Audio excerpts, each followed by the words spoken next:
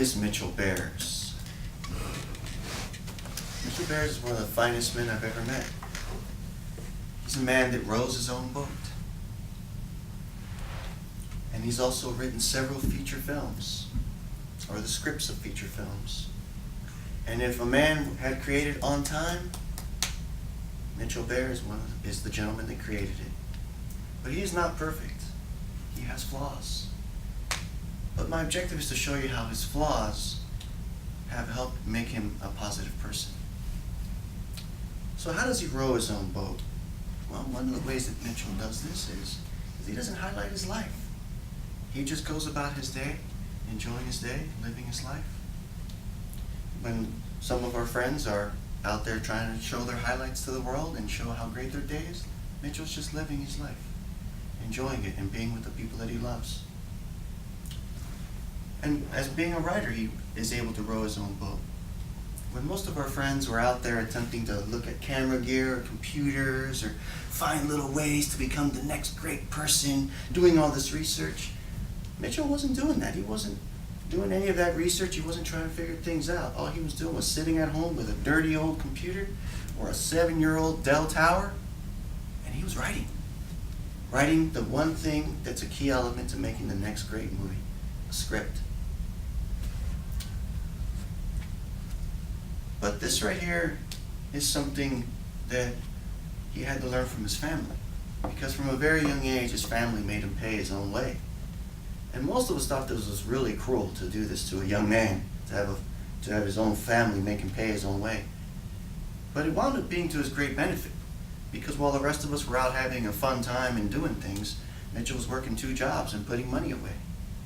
He put enough money away that he was able to move to LA and get out of his family's home before anybody else of our close friends did. And to this day, some of our friends have still not moved on from their family, but Mitchell was one of the first to be able to do that. In that sense, he is a great example to me and some of our friends. And again, being on time. If being on time was a skill that he had created, he mastered it. I grew up in a family where being on time was actually 15 minutes late, believe it or not. So when I saw this guy be on time all the time, and he was always early, it was strange to me. I was just shocked to see that someone could actually be early and made it a part of his daily agenda.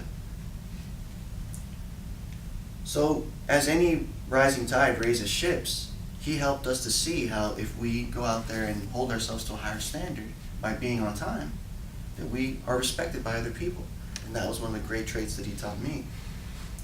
But his punctual nature led to some of his flaws, in the sense that some of us felt like we had to hold ourselves to a new standard because of how well he held himself to a standard.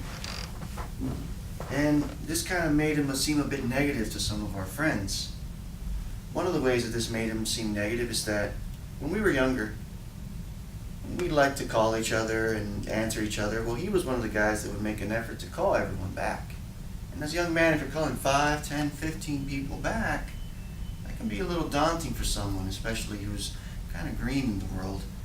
So Mitchell was a little short with people. And no, I'm not talking about his height.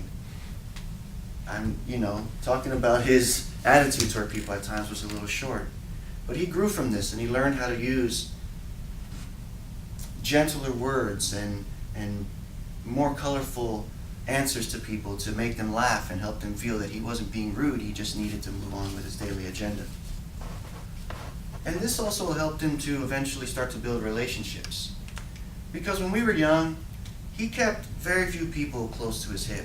In fact, when he writes a screenplay, he sends it to us and says, hey, can you review this for me? I want you to look at this for me so I can get an idea of how to make this better. He doesn't say this screenplay is perfect, I'm just going to go with it. He goes to the people he trusts and he says, hey, help me make this a better screenplay. And so we look at it and go over and give him ideas, and then he goes and rewrites it. Well, this made him have a very small group of friends when we were growing up, which kind of made people think that he didn't like people, which was definitely not at all the case. He liked people a lot, he liked being with them, it wasn't important to him to build a vast group of friends. And to this day, it's still not, although he has a lot of relationships he's built in the business world, some of which have actually led to him actually having meetings with executives of major networks. So he's gone out there and done some amazing things. But again, his attitude kind of alienated people at times because he was such a gung-ho guy. But what can we expect from a young man who's working 2 jobs and then goes home and writes screenplays and is still trying to date a woman? Can't expect him to always be so kind and loving. He, again, sometimes came off very harsh, and this again made people alienate him. But he learned how to master the craft of making friends and influencing people. And so that these qualities of his that I grew to respect about him is why I feel he's one of the finest men I've ever met. As he has described from what he's listened to one of our film mentors, first, he rows his own boat. He's written several screenplays. And he's not allowed his flaws to get in the way of him becoming a better person.